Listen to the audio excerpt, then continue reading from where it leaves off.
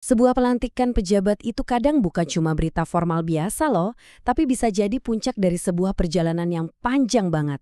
Nah, ini adalah kisah tentang dedikasi, kesabaran, dan pengabdian yang membentuk seorang pemimpin. Hari ini, kita bakal bedah tuntas kisah di balik sosok H. Mustafa. Oke, kita mulai dari kutipan ini ya, karena ini benar-benar jadi inti dari seluruh ceritanya. Satu kalimat ini aja udah langsung nunjukin kalau fokusnya itu bukan kekuasaan tapi pelayanan. Dan seperti yang bakal kita lihat, prinsip ini udah beliau pegang dari dulu banget. Sekarang kita masuk ke acara utamanya nih. Titik di mana perjalanan panjang tadi itu mencapai sebuah puncak yang penting.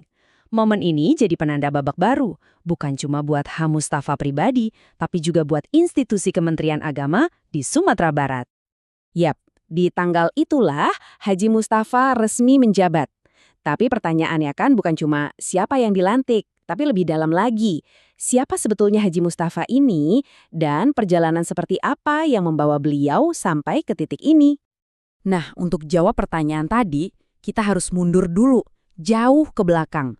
Kembali ke akarnya, ke awal yang sangat sederhana. Dan jujur, ini bagian yang paling menarik, karena disinilah karakter kepemimpinannya ditempa, jauh sebelum ada jabatan atau pangkat apapun. Perjalanannya dimulai dari sebuah tempat yang mungkin nggak pernah kita bayangin sebagai titik awal seorang pemimpin wilayah, sebuah musola sederhana. Nah, ini dia kuncinya. 4 tahun sebagai garin atau penjaga musala waktu beliau masih mahasiswa. Ini bukan sekedar kerja sampingan loh. Kata beliau sendiri, justru dari sanalah beliau benar-benar belajar apa artinya melayani. Fondasi yang luar biasa kuat kan? Terus kalau kita lihat jalur pendidikannya, ada satu hal yang kelihatan jelas banget. Dari SD sampai S2, semuanya ditempuh di lingkungan madrasah dan perguruan tinggi Islam. Ini nunjukin betapa dalam akarnya tertanam di dunia pendidikan agama. Jadi pemahamannya itu otentik dari dalam.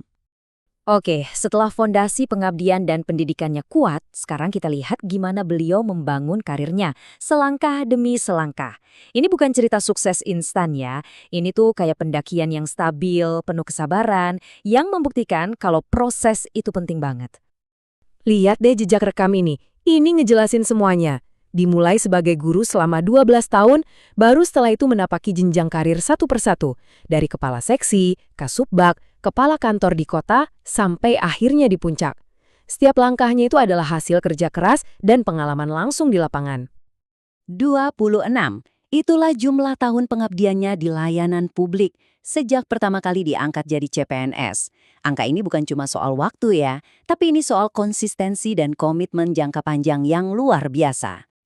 Dan perjalanan panjang yang udah kita telusuri tadi, dari musola sampai berbagai jabatan, akhirnya membawa kita kembali ke hari ini, ke momen pelantikan resminya. Puncak dari dedikasi puluhan tahun. Yuk, kita lihat detail dari peristiwa penting ini. Nah, ini dia fakta-fakta kuncinya. Biar jelas, H. Mustafa dilantik sebagai Kepala Kantor Wilayah Kementerian Agama Sumatera Barat, lokasinya di Jakarta. Sebuah pencapaian puncak dalam karirnya. Dan yang perlu kita tahu juga, pelantikannya ini adalah bagian dari acara nasional yang lebih besar. Beliau dilantik bareng 20 pejabat eselon 2 lainnya dari seluruh Indonesia. Ini nunjukin skala dan betapa signifikannya amanah baru ini. Tentu aja, setelah tahu perjalanannya yang begitu mengakar, kita jadi penasaran kan? Kira-kira apa sih visinya ke depan? Gimana cara beliau akan memimpin institusi sebesar Kanwil Kemenak dengan filosofi yang ia bawa selama ini? Dan sekali lagi, kita lihat esensi kepemimpinannya. Beliau nggak bilang saya perintahkan, tapi saya mohon dukungan. Beliau menekankan kerjasama dan keikhlasan. Dua nilai yang sama persis seperti yang beliau pelajari puluhan tahun lalu di sebuah musola sederhana. Dan sambutannya di internal pun positif banget. Pernyataan dari pelaksana tugas sebelumnya, ini nunjukin ada rasa lega dan optimisme. Ini sinyal bagus, pertanda transisi kepemimpinan yang mulus dan penuh harapan. Jadi, pada akhirnya kisah H. Mustafa ini meninggalkan kita dengan sebuah pertanyaan yang bagus banget untuk direnungkan.